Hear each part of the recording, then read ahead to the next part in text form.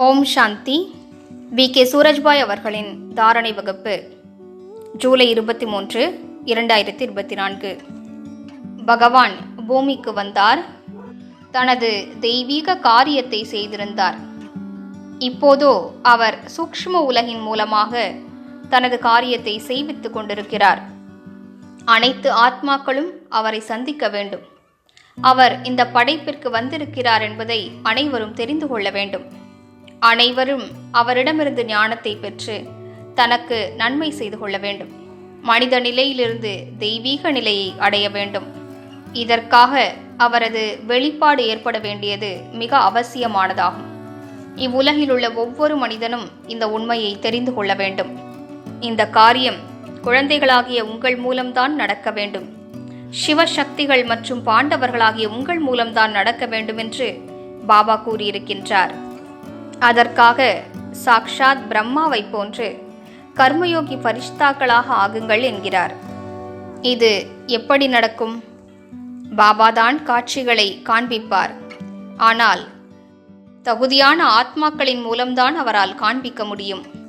உதாரணத்திற்கு, ஒரு தேவி திரைக்கு பின்னால் அலங்கரித்து கொண்டு தயாராகி கொண்டிருக்கிறார் என்றால், முழுவதுமாக அலங்காரம் முடிவதற்கு முன்னர் திரை விலக்கப்பட்டால் எவ்வாறு இருக்கும்?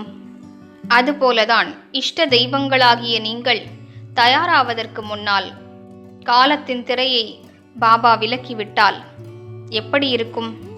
எனவே முதலில் தேவ ஆத்மாக்கள், இஷ்ட தெய்வங்கள் தயாராக வேண்டும். எனவே பிரம்மா பாபாவிற்கு சமமாக எவ்வாறு நாம் கர்மயோகி பரிஷ்தாக்களாக ஆவது என்று சிந்திக்க வேண்டும். அவரது சித்திரத்தை முன்னால் கொண்டு வருவோம். அவரையே நாம் பின்பற்ற வேண்டும். நிரந்தரமாக அவர் எப்படியெல்லாம் தவம் செய்தார் அதனை பின்பற்ற வேண்டும். ஆன்மீக சொரூபத்தில் நிலைத்திருப்பதற்கான தவம். இதனை பாபா மிகவும் பயிற்சி செய்திருக்கிறார். நடந்து திரிந்தபடி இந்த பயிற்சியினை செய்து கொண்டே இருந்திருக்கிறார். காரியங்களை செய்து கொண்டே அவர் இப்படி பயிற்சி செய்து கொண்டிருந்திருக்கிறார். இரண்டாவது, சுயமரியாதை பயிற்சியையும் மிகவும் செய்திருக்கிறார். எதிர்காலத்தில் அவர் நாராயணனாக ஆகப்போகும் அந்த சொரூபம் அவரது முன்னிலையிலேயே இருந்தது. நாமும் அதனை பின்பற்றுவோம். நமது எதிர்கால தேவ சொரூபம் நம் முன்னிலையிலேயே இருக்க வேண்டும்.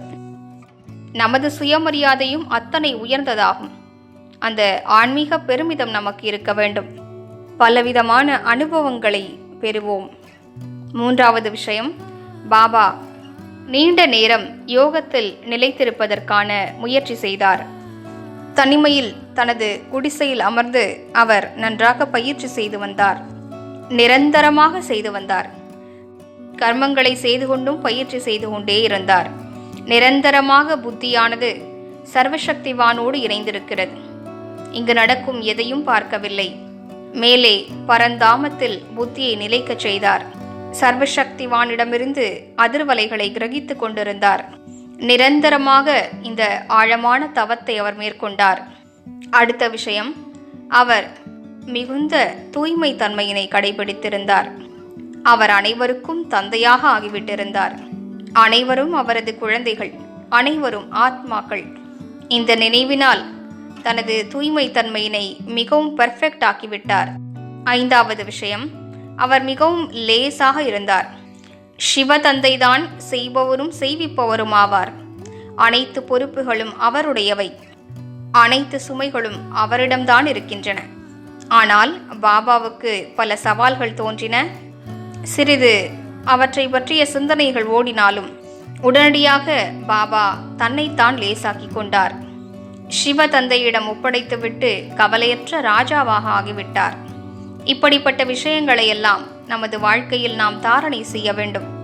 ஞானத்தாலும் நிறைந்திருந்தார். ஞானக்கடலாக இருந்தார் என்றே கூறலாம். அவரிடம் மிகுந்த ஞானத்தின் சக்தி இருந்தது.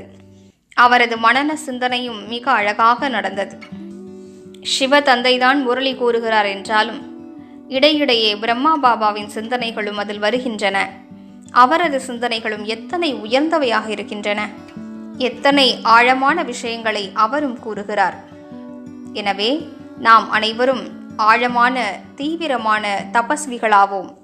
அதன் மூலம் நம் மூலமாக சிவதந்தையின் காட்சி வெளிப்படும். இந்த உலகம் அவரை கண்டறியும், அவரோடு இணைந்துவிடும். மேலும் உலகத்தவர் தனது பிறப்புரிமையை எடுத்துக்கொள்வார்கள். எந்த ஆத்மாவுமே வஞ்சிக்கப்பட்டு விடக்கூடாது என்பதில் நாம் கவனம் செலுத்த வேண்டும். ஓம் சாந்தி.